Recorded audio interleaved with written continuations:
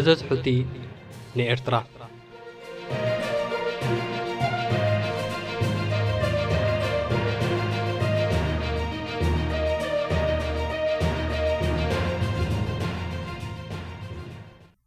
نزحلفة 4 أوارح حماس مس إسرائيل أبزول عقجت إذن قلبنا عالم سليبو كم سودان روسيا يوكرين زامسلو عالمويان قجتات نايكالاي درجات را كساب سحزبو مقبار مزارب خوين الله إسرائيل لنبرت غازا لومو بزوعدو لومو بزحدرو بمبال بوتاتات النقايا يرد وشمت غازا بمرن أيرن دبديبا قطعنوان كلا حماس بوغنو عامو زفقدو مدقعتات كم مقبار يتعقتن نوترو كل صمم زحبوطو حيلتات انكقاجو قداي زخون حزب بمخانو ግጭት ሐማስን እስራኤልን ውን ብፍላይ ነበርቱ ወሽመጥ ጋዛ ዘይጽወር መከራ ኮይኑዎም ከም ዘሎ ይነገር ክሳብ ሕጂ ልዕሊ 30,000 ፍልስጤማውያን ኣብ ዘይወልዕዎ ኩናት ተረኪሶም ሙማቶም ውድብ ሕብራት ሃገራት ክምስክርን ከለው ኣብ ወሽመጥ ጋዛ ካብ ቤቱ ዘይተፈናቀለ ዳርጋ የለን ክበሃል ይከኣል እስራኤል 1410 ዜጋታታ ኸሲራላ ካብዞም ሞቲ እቶም 88 ጋዜጠኛታት 136 ስራሕተኛታት ረድኤት ውድብ ሕብራት ሃገራት ክኾኑን ከለው ልዕሊ 40 ሃገራት ዜጋታትን ግዳይ ኮይኖም ከም ዘለው ይሕብራ ግጭት እስራኤልን ሐማስን ካብ ምልዋጥ ተኹስ ሓሊፉ ንዓለማዊ ስርዓትን ዲፕሎማስን ፈተና ኮይኑዎ ከም ዘሎ ይነገር ብዙሓት መጀመርታ ናይታ ኣብ ጥቅምቲ 7 ብሐማስ ተኻየደ መጥቃዕቲ ለእስራኤል ደገፈን ዘርአያ ሃገራት ሎሙ ድጋፈን ክስሕባን እስራኤል ኣብ ልዕሊ ንጹሃን ነበርቲ ጋዛ ብእትወስዶ ዘላ ስጉምታት ምዕዘምዛመን ክገልጻን ተራእያ ኣብ ዝተፈላለየ ከተማታት ዓለም ንመጥቃዕታት እስራኤል ዝኹንን ናይ ተቃውሞ ሰልፍታት ክካየድን ከሎ ደቡብ ኣፍሪካ ንጹህ ክብደል እሞ ተሚልናይ ንርእን ብምባል ንእስራኤል ኣብ ልዕሊ ፍልስጤማውያን ጽንተት ዓሌት ትፍጽማላ ብዝብል ክሲ ኣብ ሃገራዊ መጋባእያ ፍትሒ ገቲራት ተቐንያ ሃገራት ዝተፈላለዩ ወገናትን ብውክልና ገለና ብእስራኤል ገለና ብሐማስ ወጊኖም ዘካይድዎ ዘለው ንጥፈታት ግን ኣብ ኣብያተ ፍርድን ሜድያን ጥራይ ከይተሓፅረ ይምልከተና ዝብሉ ወገናት ብእገዳ ሚሳይላትን ሜድያን ዝኳሽሕሉ ካልእ ናይ ኩናት መድረኽ ፈጢሩ ከም ዘሎ ይፍለጥ ክሳብ ሕጂ ኣብ ሊባኖስ ኢራቅ ሶርያ የመን زعمت هاجرات زركب عتقات أنصار إسرائيل هاجرات معرابن زغنع متقعدات كفنون كلو كم إيران زعمت هاجرات نظام عتقات أجوه منا بلاغتها وعن كسبب قرعة وزين مس معرابوين كم موجودان يوعلا خمس اللوا نادا باي مستير كوين الله معرابوين كابز بزي سنف إسرائيل كابز هبو نواتاون دبلوماسيون حاجزات حليفهم أبزز متشوم أوانات ናይ ውግእን እገዳን ሰይፍታቶም እናወጣወጡ ዓጸፋ ግብረ መልሲ ይህቡ ከም ዘለው ኣይተሓበአን ኩናት ሐማስን እስራኤልን ንኤርትራ ካብ ደቦ ታሪኽ ዝተጀመረን ብቐጥታ ዘይምልከታን ጉዳይ እኳ ይመስል እንተነበረ ዕድመ ነታ ሓይልታት ሕቲ ኣብ ልዕሊ ብቐይሕ ባሕሪ ዝንቀሳቐሳ መራኽብ ዝፍንንዎ ዘለው መጥቃዕቲ ኣብ ቃዛ ዝተወልዐ ኩናት ኣብ ኣፋፌት ገማግም ባሕርና በፂሑ ይርከብ ንሎሚ መዘዝ ሕቲ ንኤርትራ ብዝብል መደብ ኩናት እስራኤልን ሐማስን ብጨረፍታና ተንከፍና ተግባራት ሕቲ ናብ ሃገርና ኤርትራ ዘኸትሎ ሳዕቤን ከነውቃዓሉ አንቂድና ኣለና እሞ ምሳና ጽንሑ ኣዳልየ ዘቕርበልኩም ኣስመሮም ሃይሌ ሰናይ ምክትታል እዚ ድምፂ ራድዮ ኤረና እዩ ኣብ 7 ጥቅምቲ 2023 ሐማስ ኣብ ልዕሊ ናይ ሙዚቃ ፌስቲቫል ንምብዓል ዘናግዑ ዝነበሩ ወጻእተኛታት ዝርከብዎም እስራኤላውያን ናብ መሬት እስራኤል ሰሊኹ ብምእታው መጥቃዕቲ ድሕሪ ምፍጻሙን 1200 እስራኤላውያን ክቐትልን ከሎ 253 ካልኦት ድማ ጨው ሐማስ ነስጉምቲ ክወስድ ዝደፋፍኦ ምኽንያታት ብብዙሓት ዝተፈላለየ መልሲ ዝወሃቦ እኳ እንተኾነ እቲ ናጽነት ሃገረ ፍልስጤም ዝቃለስ ዝብል ዕጡቕ ሓይሊ ግን እስራኤል ንኩሎም ፍልስጤማውያን እስራት ክትመርሶም እንተኽኢላ ንሱውን ንኹሎም ጆሆ ዝሓዞም ግዳያት ክለቅቕ ምዃኑ ይዛረብ። እስራኤል ኣብ ልዕሊኣ ንዝወረደ መጥቃዕቲ ተኸቲላ ብኣየርን ምድርን ሓያል ግብረ መልሲ ብምሃብ ነታ ሓማስ ከጥቃዓ ዝተጠቕመሉ ናይ ትሕቲ ምድሪ ገለራታት እናዕነወት ንዕጡቓት ሓማስ ንምህዳንን ጆሆ ዝተታሕዙ ንጹሃን ሓራ ንምግባርን ስርሒታት ጀመረት። ኣብዚ ክሳብ ሕጂ ዝካየድ ዘሎ ስርሒታት ልዕሊ 30,000 ፍልስጤማውያን ግዳይ ከም ዝኾኑ ቅድም ኢልና ጠቒስና ፀኒሕና። እስራኤል ነቲ ደፊርኒ ዝበለቶ ሓማስ ጠቕሊላ ካብ ገጽ ምድሪ ንምጥፍኡ ከም ዘንቀደት ትዛረብ። ብቐደሙን ረጊዩ ዘይፈልጥን ኢድ ብዙሓት ግዳማውያን ሓይልታት ዘይፍለዮን ርክብ ሓማስን እስራኤልን ኣብ ከም ዝኣመሰለ ግጭት ድሕሪ ምእታው እስራኤል ብኣየር ጽዑቕ ደብዳባት ኣብ እተካይደሉ ዝነበረት ወቕቲ ኣብ 19 ጥቅምቲ 2023 ኣብቲ ግጭት ቀጥታዊ ተሳትፎ ዘይነበሮ ሑቲ ዝተባህለ ዕጡቕ ጉጅለ መጀመርያ ኣብ ልዕሊ እስራኤል ድሮንን ሚሳይላትን ብምውንጫፍ ጸኒሑ ኣብ ልዕሊ ኣብ ቀይሕ ባሕሪ ዝንቀሳቐሳ ሲቪላውያን ንግዳውያን መራኽብ ሃንደበታዊ መጥቃዕቲ ብምፍናው ሓድሽ ግንባር ከፈተ። ሑቲ ኣብ ልዕሊተን እስራኤልን መሻርክታን ይጥቀማለን ዝበለን መራኽብ ዝፈነዎ መጥቃዕቲ እስራኤል ኣብ ልዕሊ ወሽመጥ ቃዛ ተካይዶ ዘላ ስርሒት ደው ክሳብ ዘይበለት ከም ዝቕጽሉ ይዛረብ። ሑቲ ውግዕ ሕድሕድ የመን ኣብ 2014 ድሕሪ ምጅማሩ ኣንጻር መንግስቲ ብረት ብምልዓል ዝሸፈተ ጉጅለ ኮይኑ ብብዙሓት ንኡሳን ጉጅለታት ዝቖመን ንርእሰ ከተማ የመን ከተማ ሰንዓ ወሲኹ ንሰፊሕ ከባቢታት የመን ተቆጻጺሩ ዝርከብ ሓይሊ እዩ። እቲ ጉጅለ ብኢራን ከም ዝድገፍ ዝንገረሉ ኮይኑ ምስ ወግዓዊ ኣህጉራዊ ኣፍልጦ ዝተዋህቦ መንግስቲ የመን ንዕኡ ድጋፈን ዘይነፈጋ ሃገራት ምዕራብን ስዑድ ዓረብን ንዓመታት ኣብ ኩናት ጸኒሑ። ሑቲ ሃገር የመን ንምቁጽጻር ምስ ብስዑድ ዝድገፍ መንግስቲ ኣብ ዝገብሮ ዝነበረ ኩናት ኤርትራ ምስ ስዑድ ዓረብ ወጊና ወታደራዊ ሓይሊ ስዑድ ዓረብ ኣብ ወደብ ዓሰብ ክሰፍርን ካብታ ወደብ እናተበገሰ ኣንጻር ሑቲ ንኣየር መጥቃዕትታት ከካይድን ፈቒዳ ምንባራ ይንገር። ሑቲ ኣብ ቀይሕ ባሕሪ ዝኸፈቶ መጥቃዕትታት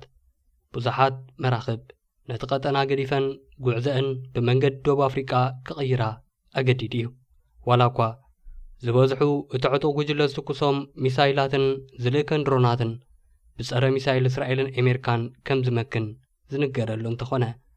እቲ ሕልፍ ኢሉ ናብ መራኽብ ዝበጽሕ ሚሳይላት ግን ቀይሕ ባሕሪ ማንም መርከብ ተኣማሚና ከም ዘይተሓልፎ ገይሩ ይርከብ። ድሕሪ ጅማሮ ግጭት እስራኤልን ሓማስን ወገንነቱ ንሓማስ ምዃኑ ዘፍለጠ ሑቲ ኣብ መጀመርያ እስራኤል መጥቃዕትታታ ደው ከተብል ምስ ፀውዐ ብዙሕ ቀልቢ ዝሃቦ ሰብ ኣይነበረን። ጸኒሑ ናብ እስራኤል ዝዓለመ ናይ ሚሳይላትን ድሮናትን መጥቃዕትታት ምስ ኣካየደውን ከምኡ ከም ዓበ ስግኣት ዝረኣዮ ይነበረን። ዝወርወሮም ቦምባታት በብእዋኑ ብሓይልታት ኣሜሪካ፣ እስራኤልን ፈረንሳይን ስዑድ ዓረብን ዝመኸንዎ ሑቲ እምበኣር ኣብ 19 ሕዳር 2023 ጋላክሲ ሊደር ዝተባህለት ብእስራኤላዊ ነጋዳይ እትውነን ኣብ ምጉዓዝ መካይን እትነጥፍ መርከብ ምጭዋይ ኣፍለጠ። ሑቲ ነዛ ጽዕነት ኣራጊፋ ናብ ህንዲ ገጻ ተመርሕ መንባራ ዝተነግረላ መርከብ ክጨውን ከሎ ኣባላቱ ብሄሊኮፕተር እናወረዱ ዘርኢ ናይ ቪድዮ ምስልታት ዓጅቡ ብምዝርግሑ ነታ መርከብ ድሕሪ ምጭዋዩ ናብቲ ዝቆጻጽሮ ወደብ ሑደይዳ ወሲዱ ንምርኢት ብምቕራቡን ተግባራቱ ካብ ዕንተ ዓለም ዘይሕባእ ኮነ።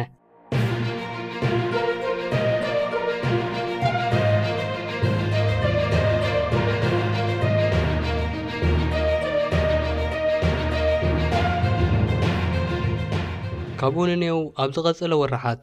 እቲ ዕጡቕ ጉጅለ ዝተፈላለዩ መጥቃዕትታት ሚሳይላትን ድሮናትን ብብዝሒ ክካይድ እንከሎ 28 ዝኾና ናይ ዝተፈላለያ ሃገራት ዋንነት ዘለዎን መራኽብ ግዳይ ስርሒታቱ ኮይነን። ገለ ካብዘን መራኽብ ሑቲ ብጽሕተት ዕላማ ዝገበረን ናይ ከመሓዝቱ ዝርአን ኢራንን ሩስያን ይርከበን። ብፍላይታ ኣብ 18 ለካቲት ብሚሳይላት ዝጉጅለ ዝተሃርመት ናይ ሃገረ ብሊዝ ባንዴራ ተንበልብል ዝነበረት መርከብ ኤምቪ ሮቢያ ማር ንኽልተ ሰሙን መመላእታ ኣብ ባሕሪ ኮይና ማይ ከተዝርቕ ድሕሪ ምጽናሕ ብቐዳም 2 ለካቲት ብምጥሓላ ንመጀመርያ ግዜ ብሰንኪ መጥቃዕቲ ትጉጅለ ሙሉእ ብምሉእ ዝጠሓለት መርከብ ክትከውን ተገዲዳ ኣላ። ነዚ ካብ ሕቲ ዝብገስ ዘሎ መጥቃዕትታት ንምክልኻል ኣሜሪካ ከባቢ 8 ዝኾና ናይ ኩናት መራኽባ ከተዋፍር እንከላ ፈረንሳይ፣ ፓኪስታን፣ ጣልያን፣ ቤልጅየም፣ ግሪክ፣ ህንድን ብሪጣንያን እውን መራኽበን ናብቲ ዞባ ካብ ዘወፈራ ሃገራት ኮይነን ኣለዋ። እዞም መጥቃዕትታት ኣብ ዓለማዊ ንግድን ጸጥታን ዓብ ስጋት ፈጢሮም ኣለዉ። ንእስያን ኤውሮጳን ንምርኻብ ዝሓፀረ መንገዲ ምዃኑ ዝንገረሉ ቀይሕ ባሕሪ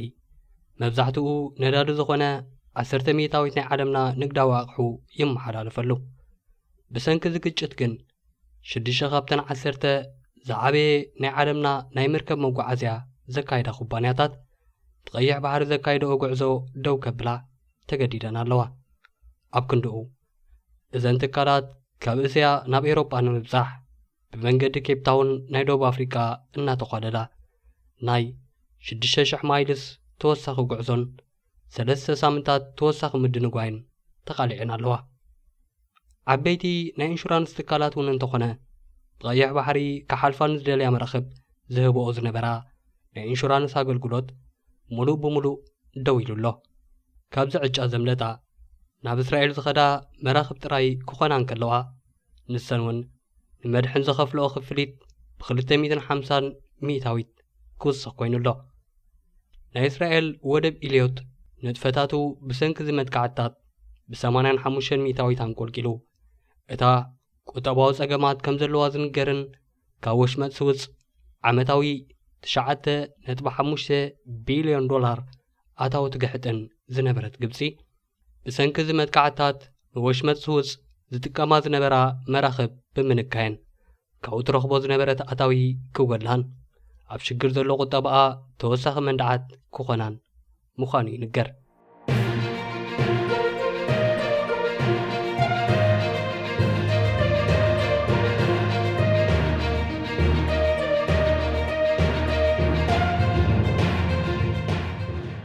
ዝያዳ ኩሉ ግን ነታ ኣብ ኩናት ሕድሕድካ ብትሽመም ዓመታ ቀሪቡ ዘሎ ሱዳን ኣብ ምጽባይ ረድኤት ዝወደቐ ህዝባ ዝለኣኸሉ ሓገዛት ብመንገዲ ቀይሕ ባሕሪ ዝሓልፍ ብምንባሩ ንተወሳኺ ጸገማት ከም ዘቓልዐ ይሕበር። መራኽብ ብቐጥታ ናብ ፖርት ሱዳን ክበጽሓ ብዘይምኽኣለን ኣብዚ ሕጂ እዋን ብዝተፈላለዩ ኣከባቢታት ማእከላይ ባሕርን ኣፍሪቃን ተጓዲሉ ናብታ ሃገር ዝበጽሕ ሓገዛት ናይ ኣዋርሕ ግዜ ይወስድ ከም ዘሎ ኢቲዛዝ ዩሱፍ ዝተባህለ ዳይሬክተር ኮሚቴ ኣህጉራዊ ድሕነት ኣብ ሱዳን ይሕብር። ልዕሊ ፍርቂ ናይ ዓባይ ብሪጣንያ ናይ ሰደድ ኣቕሓታት በዚ መጥቃዕቲ ከም ዝተሰናኸለ ይንገር። በዚ እምበኣር መጥቃዕትታት ሕቲ ነቲ ብቐደሙ ናብ ዝሕታለኸ የምርሕ ዝስጋኣሉ ዘሎን ናህሪ ዋጋታትን ዘቕባበን ዘይተፈልዮን ቁጠባ ዓለም ናብ ዝበኣሰ ኣንፈት ይመርሖ ከም ዘሎ ዝንገር። ሃገራት ዓለም ሕቲ ንዝወስዶ ዘሎ መጥቃዕትታት ኢደን ኣጣሚረን ይረአየ ኣለዋን። ኣብ ታሕሳስ 2023 ኣሜሪካ ምስ መሻርክታ ብምትሕብባር ንናይ ንግዲ መራኽብ ኣብ ወሽመጥ ዓደንን ባብኤል መንደብን ዘሰኒ ኦፕሬሽን ፕሮስፐሪቲ ጋርዲያን ዝተባህለ ብውሕዱ 20 ሃገራት ዝሓቆፈ ግብረ ሓይሊ ኣቆመት። እንተኾነ እዚ ዝቆመ ኺዳን ካብ ኣባላቱ ተን 10 ስምናይ ተዓቀበልና ኢለን ዝኣተውኦ እተን ዝተረፋ ከም ጣልያንን ፈረንሳይን ዝኣመሰላ ሃገራት ድማ መራኽበን ኣብ ትሕቲ እቲ ኺዳን ከምዘይእዘዝ ብምሕባረን ተኸቲሉ እቲ ኺዳን ገና ኣብ ምጅማሩ ዝተጋማምዐ ኮይኑ ይርአ። ኣሜሪካ ካብዚ ሓሊፋ ኣብ ልዕሊ ምሩፃት ዕላማታት ዝበለቶም ናይ ሕቱ ድረናትን መኽዘናት ኣፅዋርን ኣብ ውሽጢ የመን እናኣተወት ተጥቃዕ ከም ዘላ ይፍለጥ።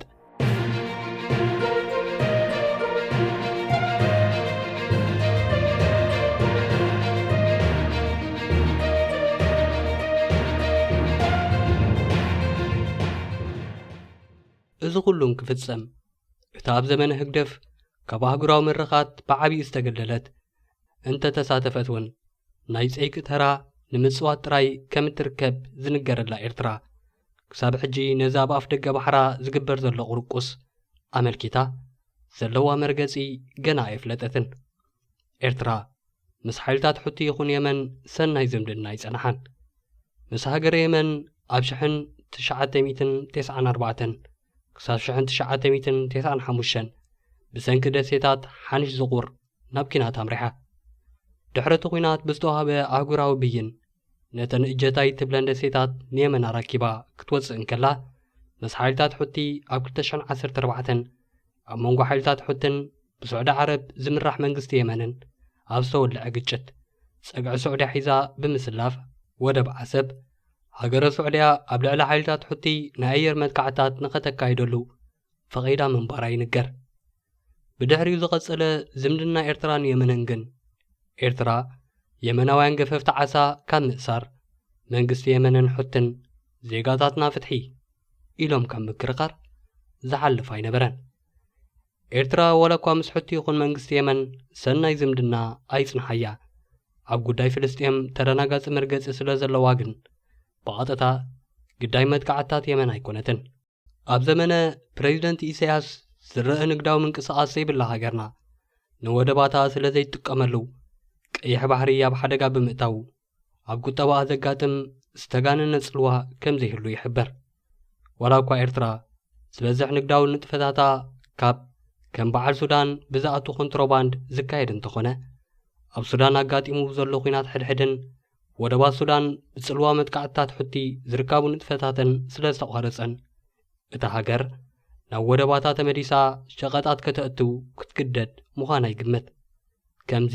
ምስ እትገብር ግን መጥቃዕትታት ሕቲ ብቐጥታ ክጸልዋ ምዃኑ ፍሉጥ እዩ። መንግስቲ ኤርትራ ንቁጠባዊ ንጥፈታቱ ኣመልኪቱ ዝዝርግሖ ጸብጸባት ብዘይምህላው እታ ሃገር ካብዚ ግጭት ክንደይ ትኸስር ኣላ ንምፍላጥ ኣሸጋሪ ይኹን እምበር ናብ ከም በዓል ቻይና ብመንገዲ ባሕሪ እትልእኮ ከም ፎስፎረስን ወርቅን ዝኣመሰለ ዝተፈላለየ ማዕድናት እትልእከሉ መስመር ኣብ ሓደጋ ምውዳቑ ግን ይዕበይንኣስ ኣብ ቁጠባታ ሃገርን ኣብ ጁባ እቲ ገዛእ ሰልፍን ኣሉታዊ ጽልዋ ክህልዎ ምዃኑ ኣየጠራጥርን።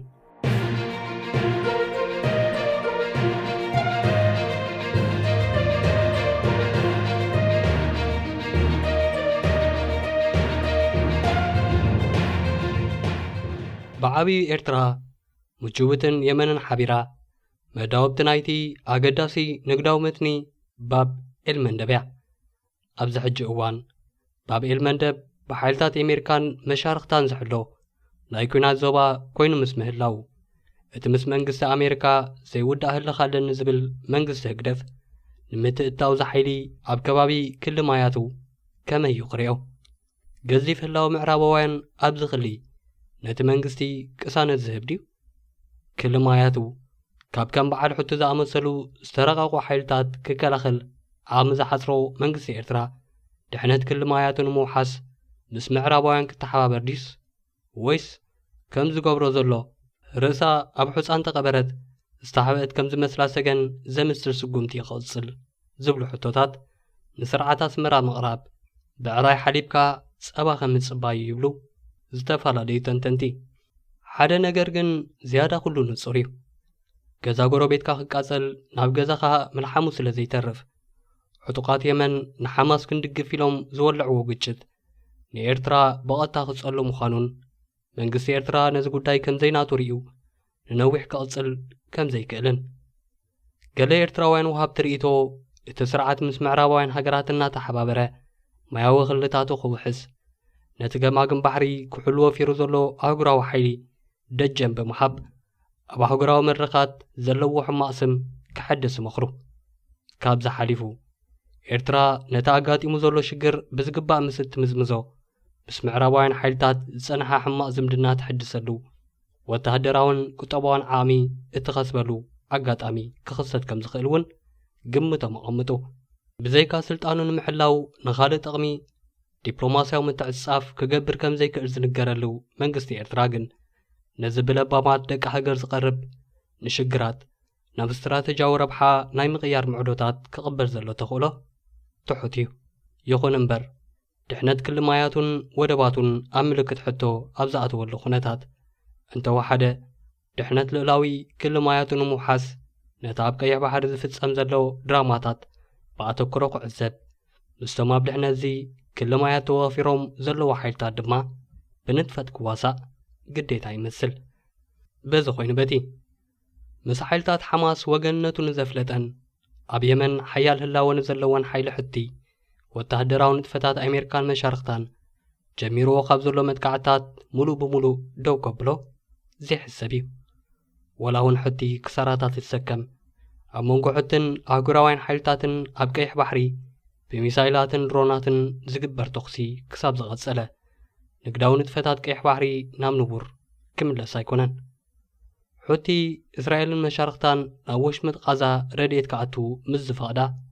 መጥቃዕታቱ ከም ዘጉድል እስራኤል ምስ ሓማስ ተዘራሪባ ጠለባት ሓማስ ምስ እተማልእ ድማ መጥቃዕታቱ ሙሉእ ብምሉእ ደው ከም ዘብል ይገልጽ። ወተሃደራዊ ጎንፂ ምስ ሓይሊ ነባሪ እወታዊ ውፅኢት ከምጽእ ከም ዘይኮነ ፍሉጥ እዩ። ስለዚ እቲ ዘሎ ፍታሕ ነታ ኣብ መንጎ እስራኤልን ሓማስን ቅድሚ ረመዳን ብውሕዱ ን6 ሳምንታት ዝቕጽል ጊዜያዊ ምቁራጽ ተኽሲ ንምግባር ዝተጀመረ እሞ ክሳብ ሕጂ ዝረአ ገስጋስ ክገብር ዘይከኣለ ልዝብ ክልቲኦም ወገናት ኣቃላጢፍካ ጊዜያዊ ምቁራጽ ተኽሲ ብኦቢሉ ድማ ዘላቒ ሰላም ዝመጸሉ ኣማራጺታት ምንዳይ እቲ እንኮ ፍታሕ መስል። መንግስቲ ኤርትራ ብወገኑ ኣብ ክልማያቱ ኣጋጢሙ ኣብ ዘሎ ነውፂ ናይ ተዓዛቢ ተራ ክወስድ ከም ዘይክእል ብምፍላጥ ምስ ኣህጉራውያን ሓይልታት ብንጥፈት ክዋሳእ ይጽንሓለይ ዘይበሃሎ ጉዳይ ምዃኑ ኣይጠራጥርን። ክቡራት ተኸታተልትና ንሎሚ ኣብ ናይ ትንተና መደብ ኣቕሪበልኩም ዝነበርኩ ትሕዝቶ ዝተኸታተልኩሞ እዩ ነይሩ። ምስ ዝተረፉ መደባት ኤረና ይገድፈኩም ሰሰና እዩ።